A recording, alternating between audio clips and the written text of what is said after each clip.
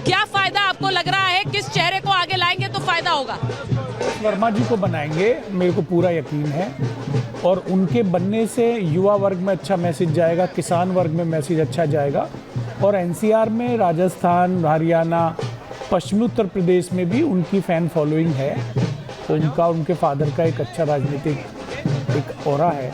तो मेरे को लगता है, वैसे तो बीजेपी का अपना इंटरनल मामला है, वो किसको बनाए किसको ना बनाए, डेमोक्रेटिकली इलेक्ट करें या नॉमिनेट करें किसी को। लेकिन एक न्यूट्रल उसके हिसाब से अगर मैं देखता हूँ, विश्लेषक के हिसाब से, तो प्रवेश वर्मा जी नंबर 1 पसंद हो सकते हैं बीजेपी को। ये देखिए, दिल्ली में शीला दीक्षित की सरकार रही और शीला दीक्षित एक महिला मुख्यमंत्री थी, फिर आतिशी एक महिला मुख्यमंत्री। इसलिए बार बार कहा जा रहा है एक महिला मुख्यमंत्री अगर बीजेपी देती है, क्या, क्योंकि उनके पास अभी कोई महिला मुख्यमंत्री नहीं है। आरपी सिंह जी कुछ कहना चाह रहे हैं? देखिए, ये जो आप बार बार कह रही हैं पर्ची निकालेंगे, ये पर्ची कोई नहीं निकलनी नहीं। सब विधायकों से मिलकर सलाह होगी। सलाह के बाद जो विधायक दल बताएगा, विधायक जितने बताएंगे, वे बात आगे कन्वे कर दी जाएगी। ये पता नहीं कहाँ से पर्ची निकालने वाली बात आपने कह दी, ऐसा कुछ नहीं होने वाला। सिर्फ सबकी राय की जाएगी और उनकी राय आगे पार्लियामेंट। मैं सर कार्यकर्ताओं से पूछ रही थी कि वो किसके नाम की पर्ची निकालना चाह रहे हैं। मुझे भी ये सबको पता है कि यहाँ पर कार्यकर्ता अपने अपने नेताओं के नाम को लेकर आगे रख रहे हैं। ये हमें भी पता है, आपको भी पता है कि उससे कुछ होगा नहीं। लेकिन एक बार मृदुल के पास जाते हैं। मृदुल के पास जा रहे हैं क्योंकि वहाँ बीजेपी दफ्तर पर मृदुल भी मौजूद है। जरा उनसे मैं एक बार एक अपडेट लेती हूँ। मृदुल। सुचरिता, मैं जो तस्वीर दिखा रहा हूं, यहीं से थोड़ी देर बाद आपको पर्यवेक्षक की तस्वीर मिलेगी। किसी भी क्षण यहां पर रविशंकर प्रसाद पहुंच सकते हैं, ओपी धनखड़ साहब पहुंच सकते हैं। और सबसे बड़ी बात यही है कि यहां पर यहीं से काफिला थोड़ी देर बाद, मुझे लग रहा है पुलिस की जो वैन्स हैं वो यहां पर आ गई है। और थोड़ी देर बाद किसी भी क्षण यहां से रविशंकर प्रसाद आते हैं। मैं एक बार आपको तस्वीर दिखाने की कोशिश करता हूँ। दिखाइए जरा महेश, तस्वीर दिखाइए। एक एक करके तमाम विधायक और नेता यहां पर सुचरिता पहुंच रहे हैं और किसी भी क्षण हमें पर्यवेक्षक की तस्वीर यहां से दिखाई देगी।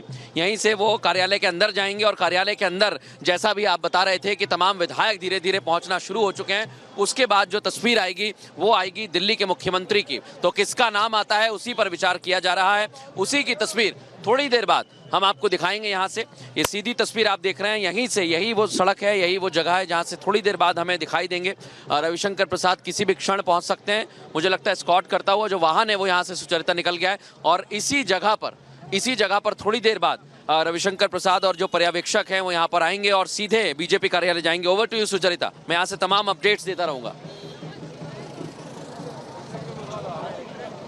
तो आपने सुना जिस तरह से अभी मृदुल बता रहे थे, अभी इंतजार हो रहा है रविशंकर प्रसाद यहाँ पहुंचेंगे। लेकिन एक चीज बड़ी क्लियर है हर्षवर्धन जी, जैसा मैंने कहा कि अभी हम सिर्फ कयास लगा सकते हैं। बीजेपी सरप्राइज देती रही है। किसी ने सोचा नहीं था मोहन यादव बनेंगे, वहां पर वो नाम आया। भजन लाल के बारे में किसी ने नहीं सोचा था, वो वहां पर मुख्यमंत्री बने।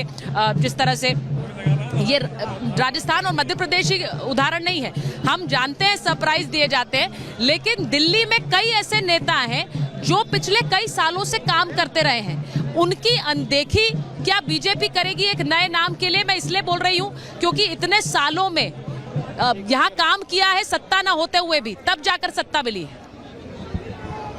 नहीं, देखिए, मुझे लगता है कि भारतीय जनता पार्टी कोई कभी यहाँ बहुत कमज़ोर नहीं रही, सत्ता से भले बाहर रही हो। और अभी जैसा आरपी सिंह जी बता रहे थे कि उनके साथ के लोग, उनके समय के संगठन के लोग, तो संगठन की लड़ाई तो भाजपा यहाँ हमेशा लड़ती रही। और भारतीय जनता पार्टी के पास सब ठीक ठाक नेता हैं। एमसीडी में हमेशा रही तो उसके काउंसलर जीतते रहे, तो वो भी बड़े नेता बनते रहे। अगर 2 बार 3 बार का कोई पार्षद हो जाता है तो उसकी भी अपनी एक स्थिति होती है। और अगर आप ध्यान से देखें तो बाद में जो नाम आए तो उनमें वो भी नाम शामिल होते हैं। लेकिन भारतीय जनता पार्टी आज जहां खड़ी है, एक तो ये कि कोशिश उसकी ये होगी कि अगले 10 से 15 वर्षों की राजनीति के लिहाज से कोई नेता चुना जाए। ये कोई पैमाना नहीं होता भाजपा में कि 4 बार 5 बार का विधायक हो गया तो वो बन जाएगा, ऐसा हमने नहीं देखा। दूसरा, हम कहते हैं सरप्राइज के लिए जानी जाती है। लेकिन दूसरा है, अभी हरियाणा का चुनाव हुआ, नायब सिंह सैनी पहले भी मुख्यमंत्री थे, नायब सिंह सैनी बाद में भी मुख्यमंत्री बने, कोई सरप्राइज नहीं था। हमने अभी महाराष्ट्र देखा, देवेंद्र फडणवीस बाद में वही मुख्यमंत्री बने, कोई सरप्राइज नहीं हुआ। तो मुझे लगता है कि हर जगह पर 2022 में उत्तर प्रदेश में सरकार आई, योगी आदित्यनाथ मुख्यमंत्री थे, बाद में भी मुख्यमंत्री बने। तो भारतीय जनता पार्टी अपनी राजनीति के लिहाज से तय करती है।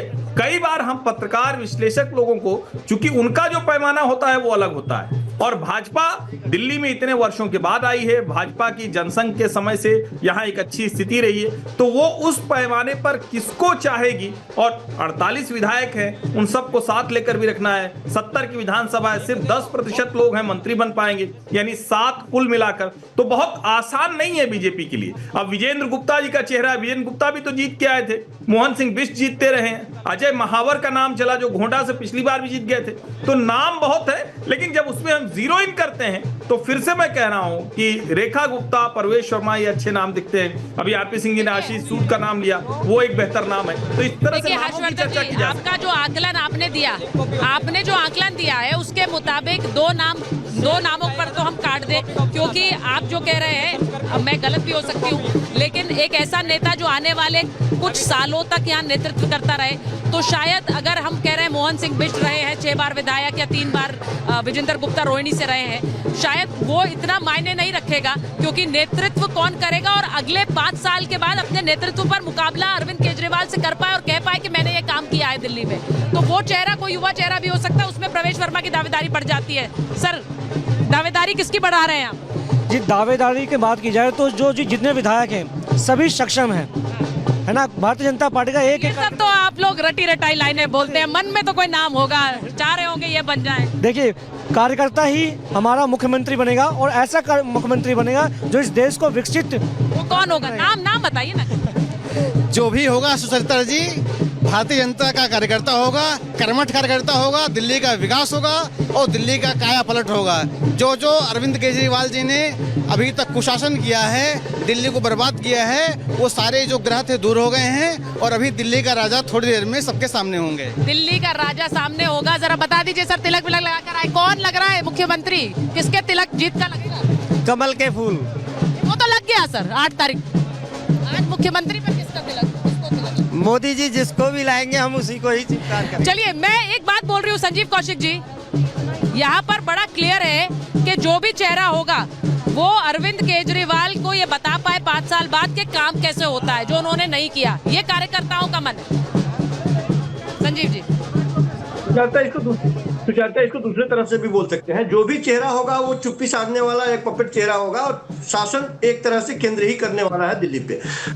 आदरणीय प्रधानमंत्री जी जो चाहेंगे, उनकी नीतियां जो रहेंगी वही काम होगा। तो ये कहने में कोई गुरेज नहीं है कि जिस तरह से डबल इंजन की सरकार की बात हो रही थी, तो वो डबल इंजन की सरकार तो बनी रही है। तो यहाँ मुख्यमंत्री जो भी रहे वो एक तरह से आदेश पालक रहेगा।